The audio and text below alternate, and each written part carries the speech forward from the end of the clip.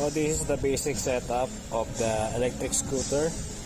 This motor is a sensorless BLDC motor. So wala siyang hall sensor sa loob, which means meron lang siyang 3-phase na connection. So wala siyang wala siyang hall sensor or yung rotary encoder sa ibang term. And then ito yung battery, which means voltage is 52 volts.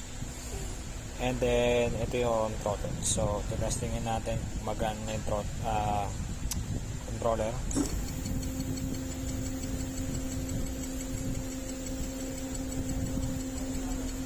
So ayan na siya.